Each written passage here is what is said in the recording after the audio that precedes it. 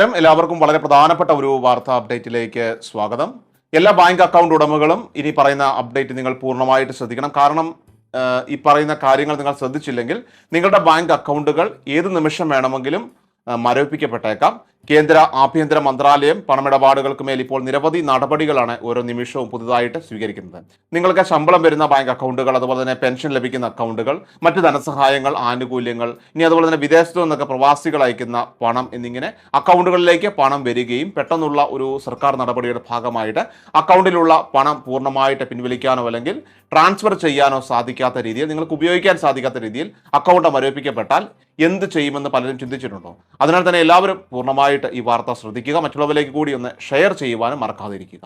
Bank അക്കൗണ്ടുകൾ മരവിപ്പിക്കുന്ന സംഭവങ്ങൾ സംസ്ഥാനത്ത് ഇപ്പോൾ വ്യാപകമാവുകയാണ്. കഴിഞ്ഞ ദിവസങ്ങളിൽ ഇതുമായി ബന്ധപ്പെട്ട നിരവധി വാർത്തകളും പുറത്തു വന്നിരുന്നു. ഗൂഗിൾ പേ, ഫോൺ പേ, പേടിഎം ഉൾപ്പെടെയുള്ള മറ്റ് ഡിജിറ്റൽ UPI സംവിധാനങ്ങളുടെയൊക്കെ പണം കൈമാറ്റം നടത്തിയവരുടെയൊക്കെ പ്രധാനമായിട്ടും ബാങ്ക് അക്കൗണ്ടുകളാണ് ഇത്തരത്തിൽ വ്യാപകമായിട്ട് മരവിപ്പിക്കപ്പെട്ടിരിക്കുന്നത്. കേരളത്തിൽ 2000-ലേറെ പേരുടെ ബാങ്ക് അക്കൗണ്ടുകളാണ് ആഴ്ചകൾക്കിടയിൽ തന്നെ മരവിപ്പിക്കപ്പെട്ടതെന്നാണ് ഏറ്റവും പുതിയ റിപ്പോർട്ട് ഇപ്പോൾ പുറത്തു വന്നിട്ടുള്ളത്. അപ്രതീക്ഷിതമായിട്ടുള്ള ഈ നടപടിയിൽ നിരവധി പേരെയാണ് ഇപ്പോൾ പ്രതിസന്ധിയിലാക്കിയിരിക്കുന്നത്. വിദേശങ്ങളിൽ നിന്ന് അനധികൃതമായിട്ടുള്ള മാർഗങ്ങളിൽ പണം അയക്കുന്നവർ, അതുപോലെ തന്നെ ക്രിപ്റ്റോ കറൻസി ഇടപാടുകൾ നടത്തുന്നവർ, ഓൺലൈനിലൂടെ പണം സ്വീകരിക്കുന്ന ചെറുകിട വ്യാപാരികൾ എന്നിവരാണ് ഇപ്പോൾ പ്രതിസന്ധിയിലായിരിക്കുന്നത്.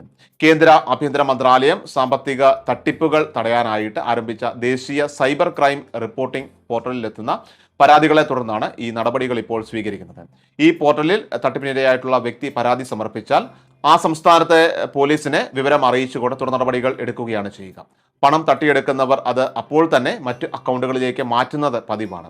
ഇതേ തുടർന്നാണ് അതേ അക്കൗണ്ടിൽ നിന്ന് പണം കൈമാറിയ അക്കൗണ്ടുകളും മരവിപ്പിക്കുന്നത്. തട്ടിപ്പുകാർ തുക സുരക്ഷിതമാക്കാനായിട്ട് ഉൽപ്പന്നങ്ങളോ മറ്റോ വാങ്ങുകയോ ചെയ്യാറുണ്ട്.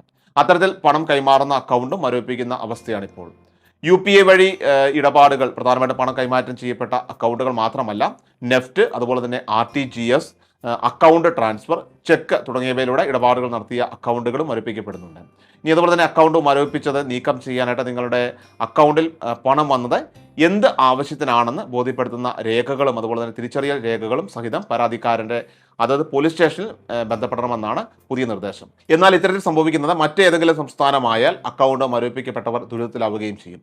ഈ രേഖകൾ തങ്ങളുടെ പോലീസ് സ്റ്റേഷനിൽ തന്നെ ബോധ്യപ്പെടുത്താനുള്ള സംവിധാനം വേണമെന്നാണ് ഇത്തരത്തിൽ അക്കൗണ്ടുകൾ മരവിപ്പിക്കപ്പെട്ടുള്ള ആളുകൾ ഉയർത്തുന്ന ആവശ്യം. അതുകൊണ്ട് തന്നെ പണി കിട്ടിയാൽ എല്ലാവരും ഈ അവസ്ഥയിലാകും എന്ന കാര്യം മനസ്സിലാക്കിയിരിക്കുക. അതുകൊണ്ട് തന്നെ പരിചയമില്ലാത്തവരുടെ കയ്യിൽ നിന്നും പണം സ്വീകരിക്കാതിരിക്കുക. വ്യാപാര ആവശ്യങ്ങൾക്ക് കറണ്ട് അക്കൗണ്ട് മാത്രം ഉപയോഗിക്കുക. ഉപഭോക്താക്കളിൽ നിന്ന് പണം സ്വീകരിക്കാനും അതുപോലെ തന്നെ മറ്റ് വ്യാപാര ഇടപാടുകൾക്കും സേവിങ്സ് ബാങ്ക് അക്കൗണ്ട് ഉപയോഗിക്കാതിരിക്കുക.